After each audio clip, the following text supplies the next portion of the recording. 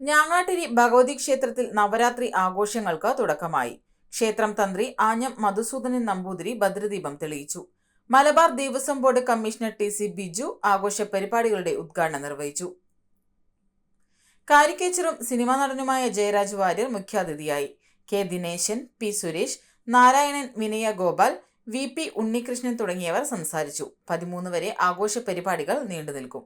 കലാകാരന്മാരായിട്ടുള്ളവർ, കലകളിൽ പ്രാവീണ്യമുള്ളവർ, മഹാകലാകാരന്മാർ, പുതിയതായി വരുന്നവർ, അവരെല്ലാവരും ഒരുപോലെ കൊണ്ടാടുന്ന ഒന്നാണ് ഈ കലയുടെ ഈ 9 ദിനങ്ങൾ. നവരാത്രി എന്ന് പറഞ്ഞാൽ എനിക്ക് തോന്നുന്നത് പുതുക്കി പണിയുന്ന രാത്രികൾ എന്നാണ് അതിൻ്റെ അർത്ഥം.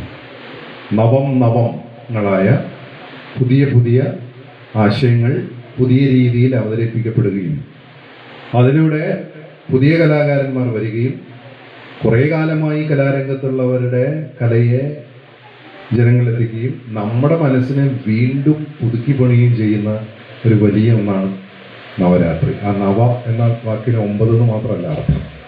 ഇവിടെ ബഹുമാനപ്പെട്ട ഉദ്ഘാടകൻ പറഞ്ഞല്ലോ സരസ്വതി ദേവിയുടെ പ്രാധാന്യത്തെക്കുറിച്ച്. സരസ്വതി എന്ന വാക്കിൽ സരസ്, അതോടൊപ്പമുള്ള ഒരു ഐശ്വര്യത്തിൻ്റെ പ്രതീകം എന്ന് പറഞ്ഞു. സരസിൻ്റെ അതിൻ്റെ ദേവത എന്ന് പറഞ്ഞു. പിന്നെ അദ്ദേഹം അതിനെ പ്രവാഹം എന്നും പറഞ്ഞു. അതിനപ്പുറത്ത് മറ്റൊരു അർത്ഥം കൂടിയുണ്ട്. സരസ്വതി എന്നതിലൊരു തീയുമുണ്ട്, ഒരു അഗ്നി.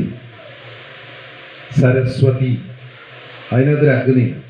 ആ അഗ്നിയാണ് എല്ലാ അജ്ഞാനങ്ങളെയും ഇല്ലാതാക്കുന്നത്. അഹം കരിച്ചു കളയുന്ന തീയാണ് സരസ്വതി. ഈ അഹംബോധമാണല്ലോ നമ്മുടെയൊക്കെ കുഴപ്പം. ലോകത്തുള്ള ഏത് മനുഷ്യൻ, പ്രത്യേകിച്ച് മലയാളിയെ പോലെ ഇത്രയും അഹന്ത ഉള്ള ആളുകളില്ല. 20 വർഷത്തെ പ്രവർത്തന പാരമ്പര്യവുമായി മനസ്സിലുണ്ടോ മാക്സിലുണ്ടോ എന്ന തലക്കെട്ടിൽ എല്ലാ ഷോറൂമുകളും പുതുമയുടെ പര്യായങ്ങളായി പട്ടാമ്പിയിലും കൂറ്റനാടും കേച്ചേരിയിലും കൊപ്പത്തും. പട്ടാമ്പിക്കാരുടെ മനസ്സറിഞ്ഞുകൊണ്ട് പ്രൗഢിയോടുകൂടി 2 ഷോറൂമുകൾ. മനസ്സിലുണ്ടോ മാക്സിലുണ്ട്. Max wedding centre, Pattambi, Koottanad, Koppam and Kecheri.